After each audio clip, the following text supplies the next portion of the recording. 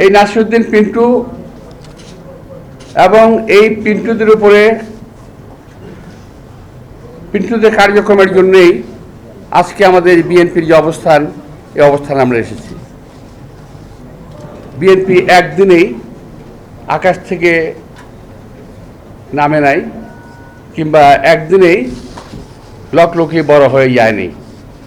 তিলে তিলে এই বিএনপি বড় হয়েছে। এখন যে কোনো ব্র্যান্ডের পুরাতন এসি বদলে নতুন ওয়ালটন এসিতে উপভোগ করুন 25% ছাড়। আজকে সারা বাংলাদেশের একটি জনপ্রিয় দলে পরিণত হয়েছে। দেশনেত্রী বেগম খালেদা জিয়ার নেতৃত্বে শহীদ রাষ্ট্রপতি জিয়া রহমানের প্রতিষ্ঠিত এই দলটি আজকে তিলে তিলে এই জায়গায় এসে পৌঁছেছে। বহু নেতা কর্মীর অবদান এই দলের মধ্যে রয়েছে।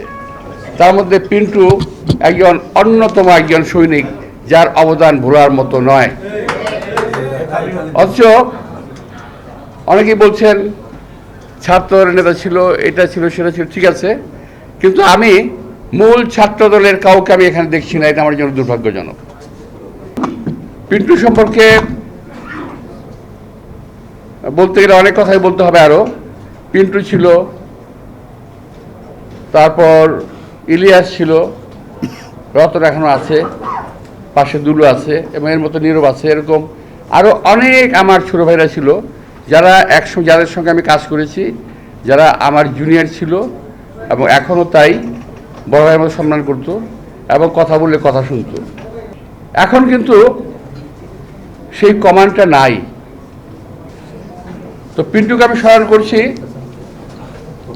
এবং আমি খুব ভীষণভাবে অভাব বোধ করি যে আজকে পিন্টু থাকলে হয়তো এরকম হতে পারতো, আজকে ইলিয়াস থাকলে হয়তো এরকম হতে পারতো, আজকে মুখ থাকলে এরকম হতে পারতো। আমার বহু সহকর্মী কিন্তু আমাদের ছেড়ে চলে গেছে। আমি নাম বলতে পারবো, অনেক অনেক। দুটি হত্যাকাণ্ড হয়েছে বাংলাদেশে, 7-8টি হত্যাকাণ্ড যেগুলো হয়েছে, যেগুলো নাকি অলমোস্ট জুডিশিয়ারি কিলিং। যেমন আমাদের কিছু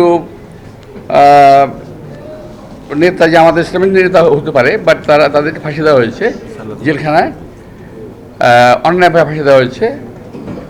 আমাদের সালাদুল গাজীকে ফাঁসি দেওয়া হয়েছে।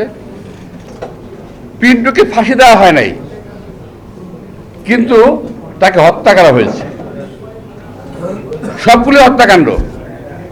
দিলওয়ার হোসেন সাঈদীকে ফাঁসি দেওয়া হয় নাই, কিন্তু জেলখানায় তাকে হত্যা করা হয়েছে। আজকে আমি সবচেয়ে প্রথম সেই হত্যাকাণ্ডগুলোর বিচার চাচ্ছি। প্রথম পিন্টুর হত্যাকাণ্ডের বিচার করতে হবে, এই সরকারের কাছে আমি এটার দাবি করছি।